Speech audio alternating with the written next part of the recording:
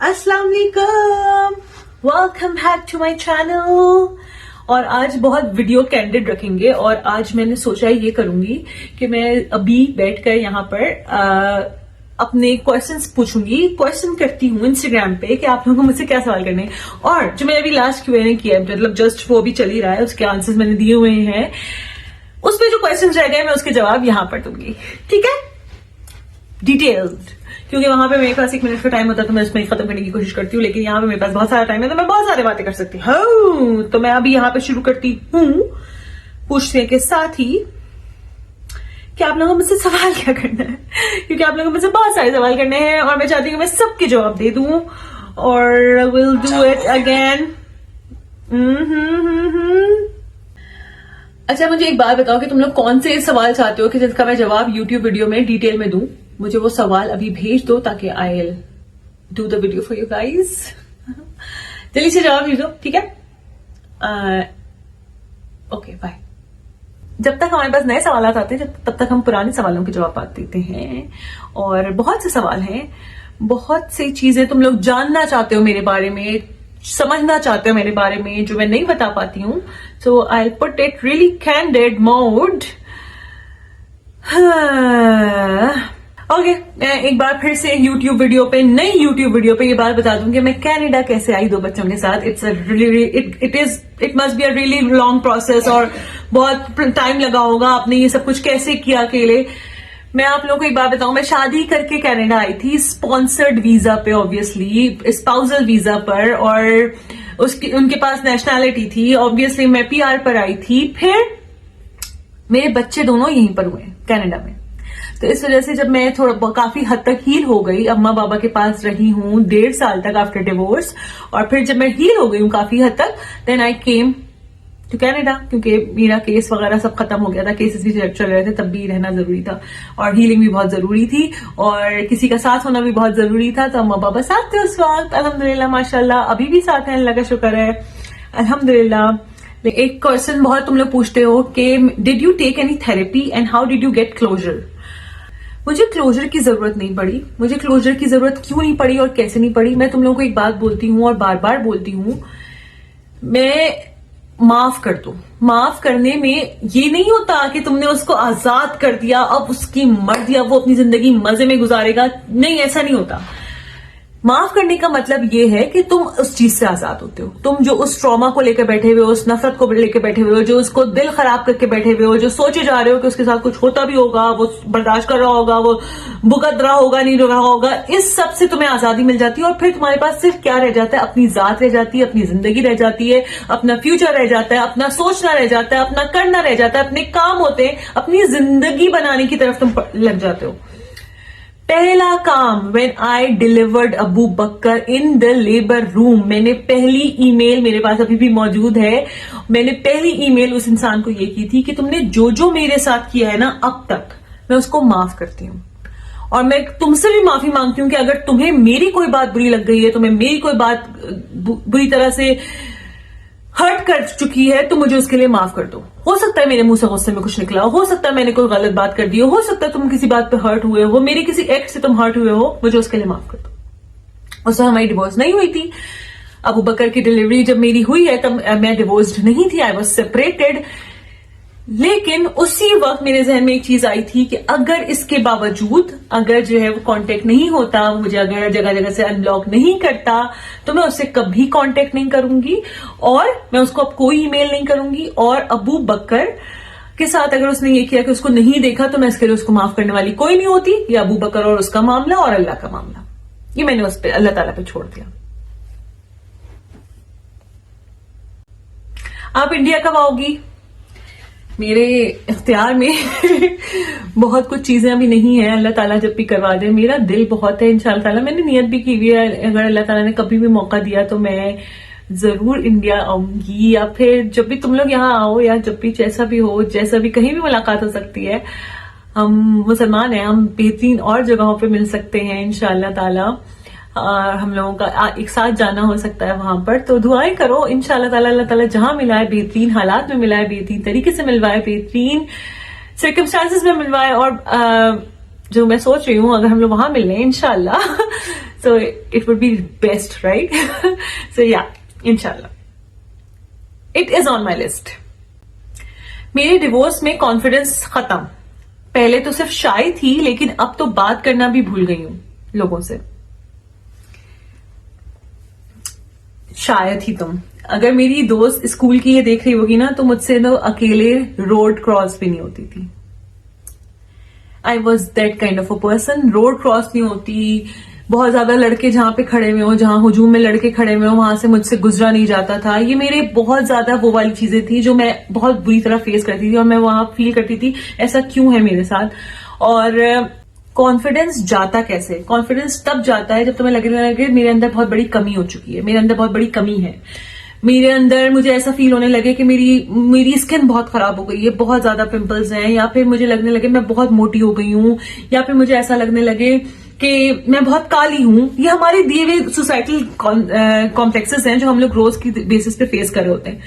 तो जब तुम्हें ये चीजें तुम फेस करने लगते हो, तुम्हें ऐसा फील होने लगता है. और divorce is so much of a big thing, क्योंकि बना दिया सोसाइटी ने कि डिवोर्स बहुत बुरी चीज है, बहुत बुरा हो गया तुम्हारे साथ, तुम्हारी जिंदगी में एक कमी आ गई, तुम एक मजे में थी, तुम्हारा एक, मैं लिटरली बोल सकती हूँ कि मैं फील करती थी, और मेरे साथ ये था कि तुम्हें ऐसा फील होता था थोड़ा प्राउड कि तुम मैरिड हो और तुम्हारे साथ कोई किसी इंसान का नाम जुड़ा हुआ है, तुम्हारे साथ एक इंसान है, और तुम्हारा एक अलग प्रोटोकॉल हो जाता है फैमिली गैदरिंग्स में कि शादी हुई हुई है, श्योर के साथ आ रही है, और हर चीज वो एक फील करने लगते हो. और जहां डिवोर्स होती है वहां पर वो चीज खत्म हो जाती है, वो चीज एक ढह जाती है. फिर हम बेचारगी की नजरों में आने लगते हैं कि बेचारी की डिवोर्स हो गई, बेचारी का क्या हाल है, बेचारी ऐसी हो गई, बेचारी का ये करो, बेचारी का वो करो, बेचारी के खर्चे का ख्याल रखो, बेचारी खाने का ख्याल रखो, बेचारी ये कर दे, बेचारी वो कर दे.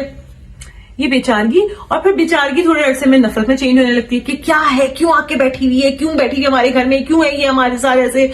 10 चीजें हो रही होती है. बहुत से लोग हर तरह से डिफरेंट चीजें फेस कर रहे होते हैं. कभी फैमिली धुतकार रही होती है कि यार क्या आ गई हो तुम यहाँ पर वापस, और जो अपना बचपन से घर रहा होता है, जिन लड़कियों के साथ ये होता है, वो सोचते हैं वो बचपन से हम इस घर में रहे हैं और आज हमें इस तरह से ट्रीट किया जा रहा है. तो यहां पे कॉन्फिडेंस खत्म होता है. इसको रीगेन कैसे करना है? इसको रीगेन ऐसे करना है by claiming your life, by claiming your circumstances कि हाँ okay it is done and dusted, now what. अब क्या? अब कब तक मुझ पे इसी बात पे लेकर बैठे रहोगे? मैं बेचारी नहीं हूं. मैं बेचारी कैसे नहीं हूं कि मैं अपनी चीजें खुद कर सकती हूं. मैं घर से निकलूंगी, तुम घर से निकलोगी, तुम काम करोगी, तुम काम ढूंढोगी, तुम्हारा दिमाग बटेगा. तुम अपनी उस सोचों से निकलोगी कि तुम्हें हर वक्त ये तुम सोचती रहती हो कि यार उसने मुझे छोड़ दिया, उसने मेरे साथ ये कर दिया, उसने मेरे साथ वो कर दिया, उसने मुझसे क्या क्या वादे किए थे, उसने मुझसे क्या क्या बातें की थी, उसने कितनी मोहब्बत से मुझे ये सब कुछ कहा था और वो सब कुछ भूल गया. इस सब से तुम निकलोगी, तुम अपनी जिंदगी पे काम करोगी.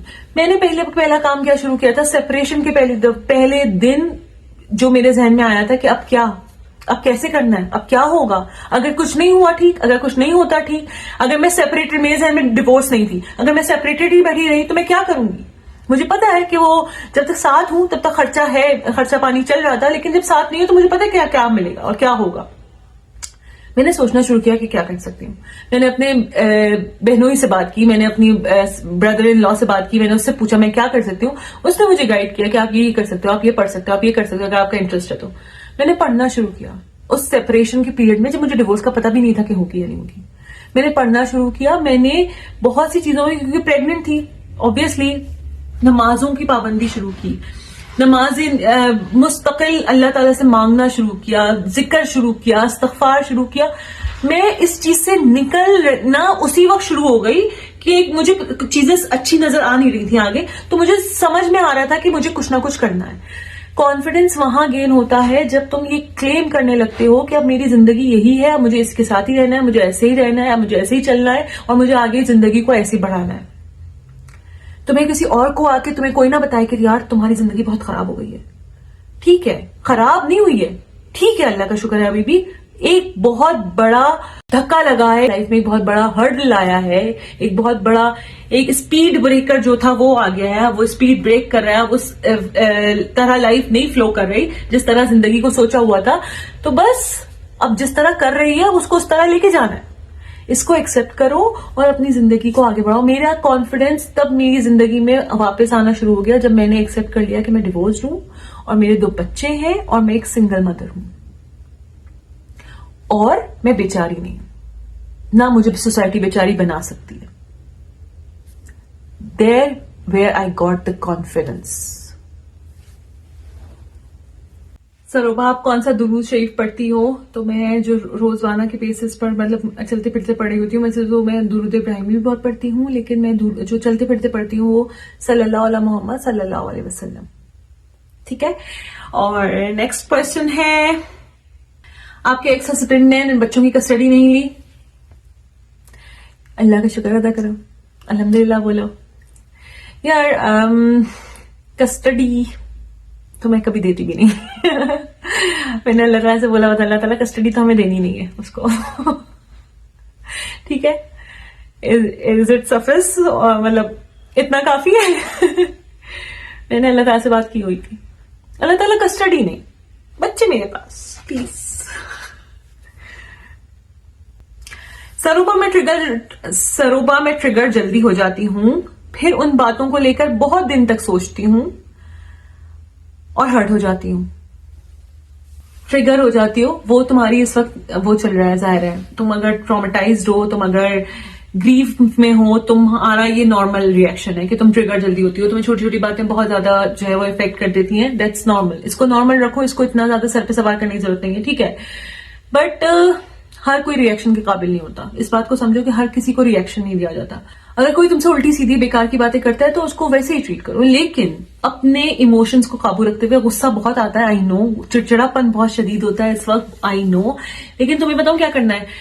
अरे हाय बेटा, क्या कर रही हो आजकल? आजकल क्या करती हो कि तुमने तो कभी जॉब ही नहीं की थी। अब करूंगी जॉब।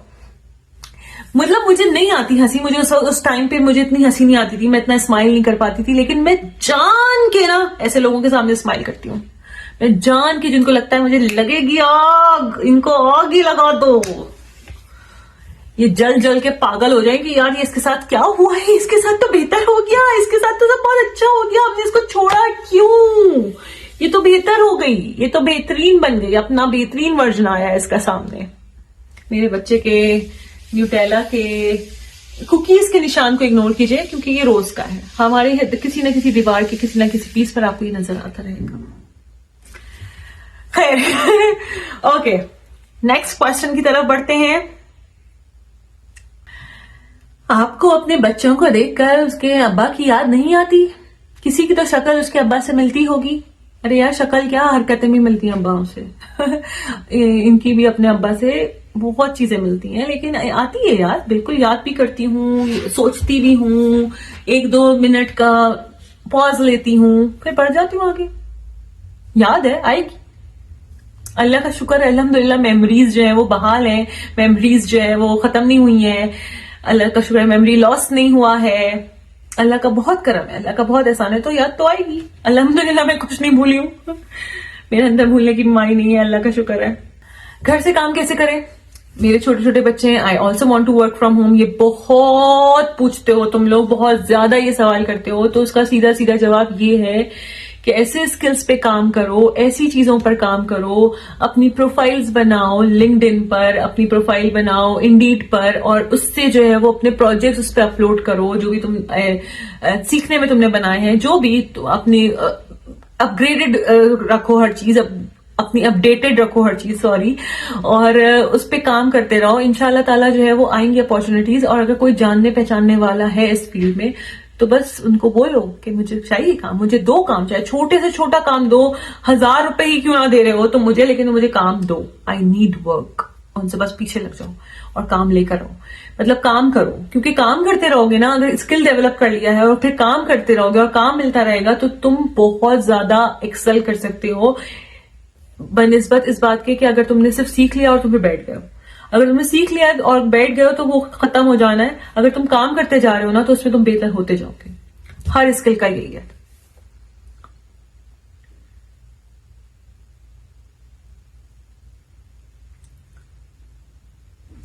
आपने YouTube पर खीर की वीडियो डाली थी, तो वो शेयर जरूर करेगा, बहुत टेस्टी लग रही थी। मैं करूंगी जरूर। मेरी खीर वर्ल्ड फेमस है। मैं वर्ल्ड फेमस इसलिए कह सकती हूँ कि पाकिस्तान में भी हर किसी को मैंने अपने नेबरहुड में और मैंने अपने मतलब वहां पे एक्स इन लॉज के खानदान में और अपने खानदान में हर कोई खा चुका है और बहुत पसंद आती है सबको। और फिर अब यहाँ कनाडा में भी सबको बहुत पसंद आई है। सब मुझसे बहुत फरमाइशें करते हैं खीर की। तो yeah it is world famous now. Okay, I will do the recipe thing इंशाल्लाह। And make cooking vlogs too. आपका सब आपको देखना चाहते हैं। मेरा सब देखना चाहते हैं। क्या मैं सब कुछ तो दिखा देती हूँ, और क्या बताओ क्या देखना है। ठीक है, मैं कुकिंग व्लॉग्स भी मैं कोशिश करती हूँ यार। कुकिंग व्लॉग्स थोड़े हेक्टिक हो जाते हैं क्योंकि एक यहाँ पे होता है पाँव के नीचे कि कर क्या रही हो, और आना जाना ये वो चीख पुकार पीछे हर चीज माशाल्लाह चल रही होती है। ये लोग आजकल इस एज में आ चुके हैं कि ये लोग आपस में लड़ते बहुत हैं, दोनों बच्चूज लड़ते रहते हैं। एंड माँ जो है वो परेशान होती रहती है और वो सोचती रहती है आवाज जा रही है। लेकिन I know it is like जितना नेचुरल रहता है उतना अच्छा लगता है। बट यार थोड़ा सा वो हो जाता है, कभी कैमरा ना गिर जाए, कभी लाइट ना गिर जाए। It is so much hectic in that domain, but I try my best. मैं अभी खुला के प्रोसेस में हूं। मेरे 2 बच्चे हैं, घर का हिस्से का काम चल रहा है। मुझे आप मोटिवेशन दे सकती हैं सिस्टर? देखो, ये टाइम गुजर जाएगा, ये बात करूंगी अगर तो बहुत क्लीशे हो जाएगा कि यार ये तो हर कोई बोलता है, ये तो बात हमें पता है, ये टाइम गुजर जाएगा। लेकिन मैं बताऊं एक बात, मैं बार बार 1000 बार लाखों बारी बात बोल सकती हूँ कि पीछे मत भागो इस चीज के कि बस मैं इसमें से निकल जाऊं, मैं बिल्कुल भूल जाऊं, मैं इस चीज को याद ना करूं। यार तुम इंसान हो, तुम्हारी मेमोरी इरेज नहीं की जा सकती। और अल्लाह का शुक्र है कि तुम्हारी मेमोरीज बहाल है, अल्लाह का शुक्र है हमें सब कुछ याद है। It's okay, it was a part of your life. जरूरी नहीं है हर चीज जो तुमने सोची हुई है कि जिंदगी भर अब साथ रहेगी तो वो साथ रहे। जब हमारे इतने कीमती रिश्ते हमारी जिंदगी से उनसे चले जाते हैं, ठीक है, हम पता हो क्या सोचते हैं डिवोर्स होने के बाद, अगर मर जाते ना तो हमें सुकून आ जाता। ये जो खत्म हुआ है ना इसकी वजह से हमें बहुत, क्योंकि हमें लगता है अल्लाह माफ करे कि बेववा हो जाना जो है वो ठीक है, इज अ मेडल, कोई वो है कि हाँ दुनिया कुछ नहीं बोलेगी। लेकिन डिवोर्सी कहलाना बहुत गंदा है। डिवोर्सी कहलाना नहीं है, हम कहलवाना हमें नहीं है। हम बेवा कहला लेते तो सही था। अल्लाह माफ करे, अल्लाह ताला सबको जिंदगी और सेहत तंदुरुस्ती के साथ दे। लेकिन यार ऐसी बातें ना जहन में आती हैं, मुझे पता है आती हैं, लेकिन ना ये बिल्कुल भी सही नहीं है। क्योंकि जिन्होंने ये चीजें फेस की, जिन्होंने ये लॉस फेस किया है अपने पार्टनर का, उनके लिए भी आसान नहीं है। वो भी जिंदगी को सुकून से नहीं गुजार पाते, वो भी जिंदगी को आराम से नहीं लेकर चल पाते। तो ये बातें मत लाओ जहन में, और अपनी जिंदगी में ये भी मत लाओ कि बस मुझे इससे निकलना है, मेरी जिंदगी का मकसद है कि बस मैं इस ट्रॉमा से निकल जाऊं, मैं इस ग्रीफ से निकल जाऊं, मैं बहुत बड़ी कुछ बन जाऊं, मैं उसको दिखा दूं। ये जो तुम्हारी अंदर भी अप्रोच बन रही होगी ना कि वो मुझे देख ले कि मैं अपनी जिंदगी में बहुत बेहतर कर रही हूँ, मैं उसके बगैर बहुत अच्छी हूँ, मैं उसके बगैर बहुत अच्छा कर रही हूँ अपनी लाइफ में, मेरी लाइफ बन गई है उसके बगैर, इस चक्कर के पीछे भी छोड़ दो। मुझे नहीं दिखाना उसको, मुझे नहीं देखना उसको। तुम मतलब ऐसा होना चाहिए कि जाओ तुम भाड़ में, मुझे नहीं फर्क पड़ता, मुझे कक फर्क नहीं पड़ता तुम्हारी बातों से। ये वाला हिसाब किताब पहले तो वो लाने की कोशिश करो। वो आ जाए तो वो बहुत मुश्किल है, क्योंकि वो भी बहुत टाइम बाद आता है कि हमें उससे फर्क नहीं पड़ता। इस चीज को एक्सेप्ट करने में कि अब हमारी जिंदगी में उसका और उसकी जिंदगी में हमारा कोई रोल नहीं है, ये बहुत इंपॉर्टेंट है एक्सेप्ट करना। इस पे टाइम लगता है, लेकिन जब एक दफा एक्सेप्ट कर लो ना, block the every news coming from them. अगर कोई इंसान तुम्हारे और तुम उन दोनों के म्यूचुअल है और तुम्हारी बातें वहां और तुम्हें उसकी बातें आके बताता है, तो ये याद रखना कि तुम्हारी बातें भी वहां पर जा रही हैं। तो उस इंसान को ब्लॉक करो अपनी जिंदगी से, प्लीज उस इंसान को ब्लॉक करो, क्योंकि ये तुम्हें नहीं चाहिए कि तुम्हें पता चलता रहे कि उसकी शादी हो गई, उसके बच्चे हो गए, वो खुश है, अब वो वहां जा रहा है। वो लाइफ किसी की प्लेन सरफेस पर नहीं है। Everyone has their ups and downs. हो सकता है वो भी, उसने भी बर्दाश्त किया, और मुझे नहीं पता उसके और उसके अल्लाह के मामला क्या चल रहे हैं। तुम्हें अपनी जिंदगी पे काम करना है। ये याद रखो कि तुम अगर तकलीफ में हो, तुम अल्लाह के बहुत करीब हो। मैं ये नहीं कह रही कि जो तकलीफ में नहीं है वो अल्लाह के करीब नहीं है, वो अल्लाह से मांगे तो उसको मिलेगा नहीं। लेकिन तकलीफ में इंसान के पास और कोई नहीं होता, सिर्फ अल्लाह ताला होता है। तो बस इस चीज को पूरी तरह से इस्तेमाल करो, इस चीज को पूरी तरह से यूज करो और अपनी जिंदगी बनाओ। ये टाइम बनाने में लगाओ, ना कि इस चक्कर में कि वो वहां क्या हो रहा है, वहां सब कुछ सही कैसे चल रहा है।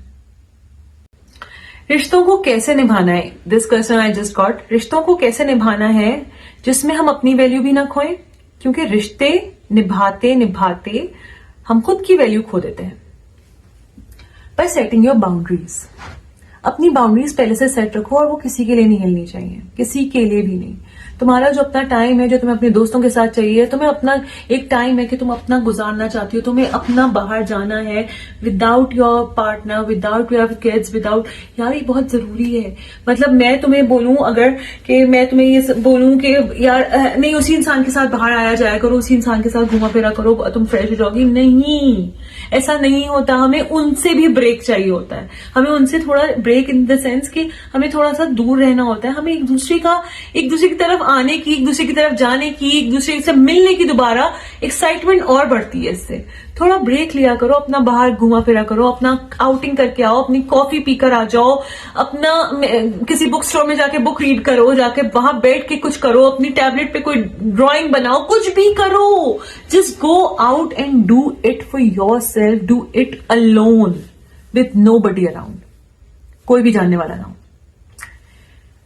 शॉपिंग करो, कोई चीज अगर लेने जाना है, ग्रोसरी करने जाना है, अकेले चले जाओ, इट हेल्प्स।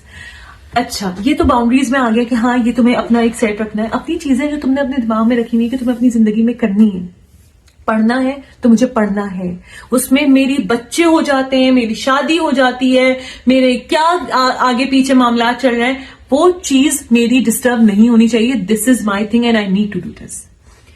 मुझे जॉब करनी है, अगर तुम इस बात पे हो कि तुम्हें जॉब करनी है, तो तुम्हें पहले दिन से अगर तुमने ये बात क्लियर कर दी है तो उस पे उसको रखो कि मुझे करनी है।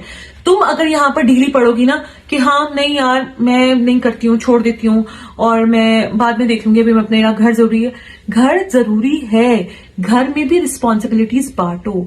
जैसे वो काम करके आता है, उसके पास है फिर फ्री टाइम, तुम्हारा फ्री टाइम क्या, तुम तो सुबह से लगी हुई हो, उसकी कोई वैल्यू नहीं है, वो नजर ही नहीं आ रहा, उसका एहसास दिलाओ। और ये सब बातें हार्श होकर करने वाली नहीं है, ये सब बातें बहुत पोलाइटली लेकिन बहुत फर्मली रखने की है कि हाँ ऐसा है और मैं ऐसा ही रहूंगी और मैं ऐसे ही करूंगी।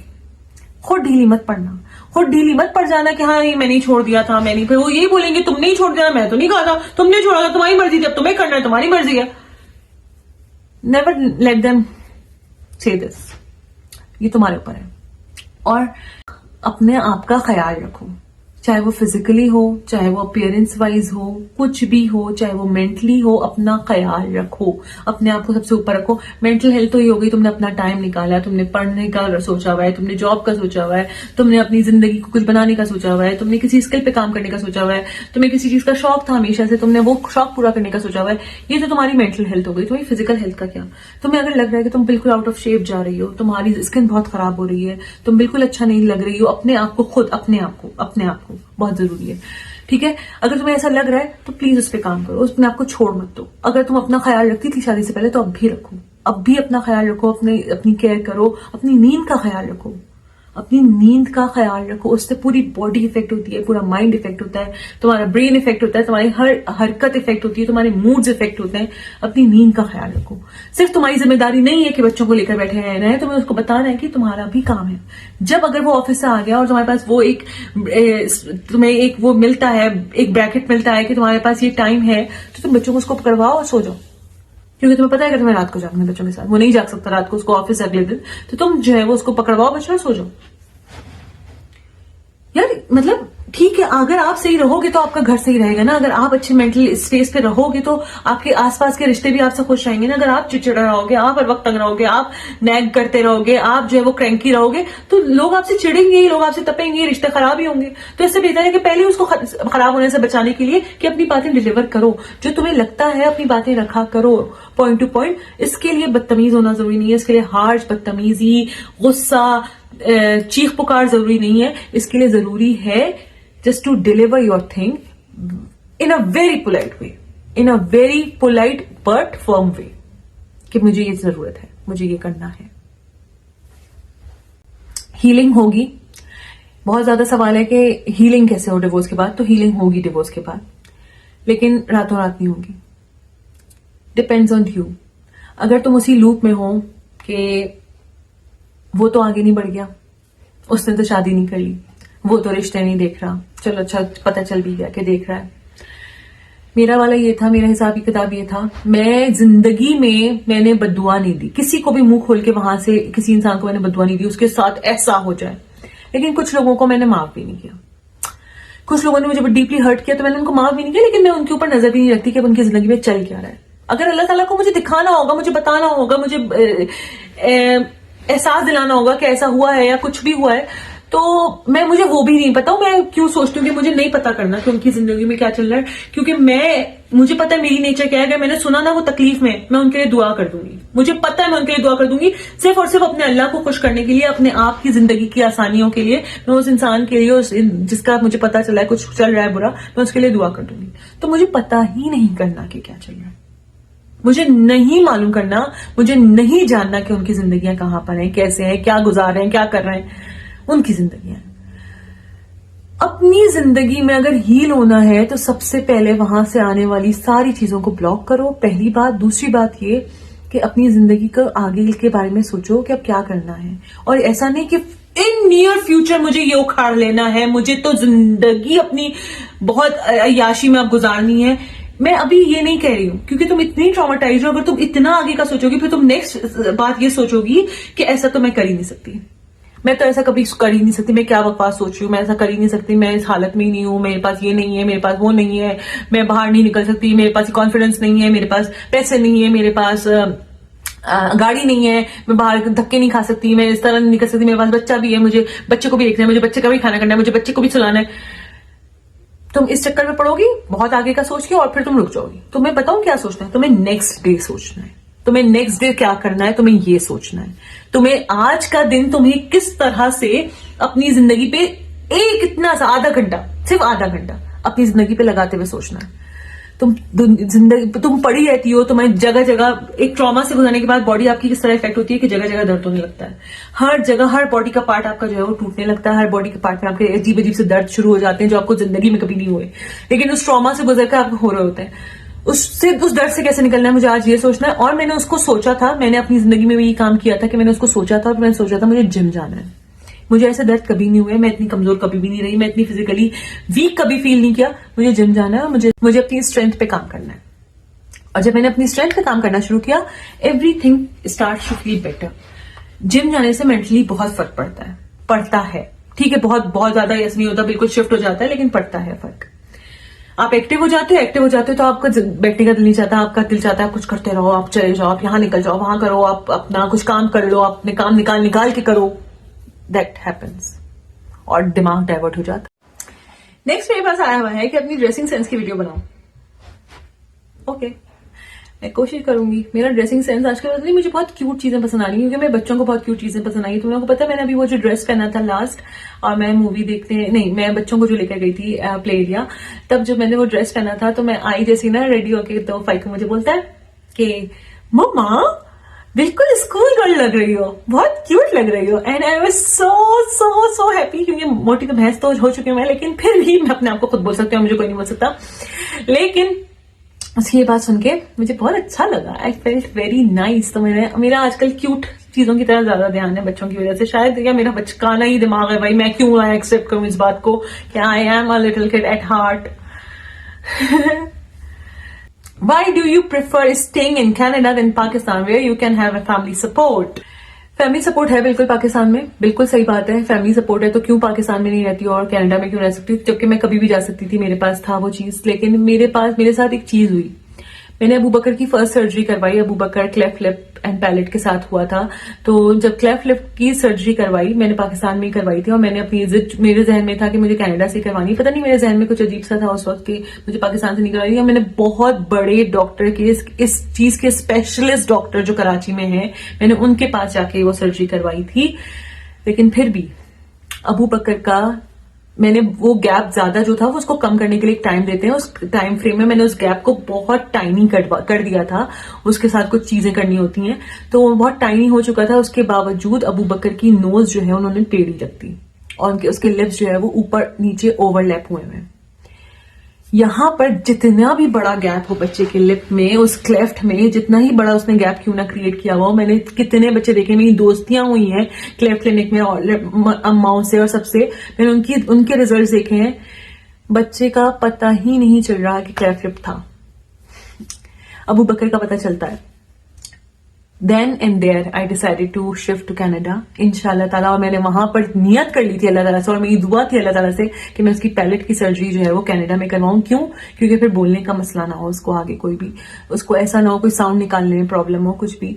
तो मेरी ये नियत थी उस वक्त से, क्योंकि मैंने ये चीज फेस कर ली थी। और जब मेरे बच्चों के पास एक चीज थी है कि वो नेशनल है कैनेडियन, वो सिटीजन है कैनेडियन, तो वो क्यों ना इस चीज को फिर वो करूं कि मैं उनको ये रखूं कि बस मैं अपनी वजह से अपने सपोर्ट के लिए। जबकि ये बात होती है कि अम्मा पापा ऐसे बच्चों को संभाल लेते थे कि मुझे पता भी नहीं चलता था कि बच्चे हैं, या बच्चों के साथ सिर्फ खेलना, उनको सुलाना और सिर्फ उनके साथ मजे करना, ये सब मेरा काम होता था। अदरवाइज सारे काम अम्मा पापा कर लेते थे। वो बहुत बड़ी सपोर्ट है अल्हम्दुलिल्लाह। लेकिन जो है वो बस इस वजह से कि कभी ऐसा ना हो कि जहन में ये आए कि आप हमें दे सकती नहीं ये चीज, हमारे पास तो थी ये चीज, तो आपने ऐसा क्यों नहीं किया। और फिर मैं भी इस चीज को लेकर वो थी कि बस मेडिकल मुझे जो है वहां पे सेटिस्फैक्ट्री नहीं लगा, और मुझे उसकी आगे की चीजें, उसकी स्पीच थेरेपी, हर चीज मुझे फिर यहीं से करवानी है। So that's the thing that was in my mind.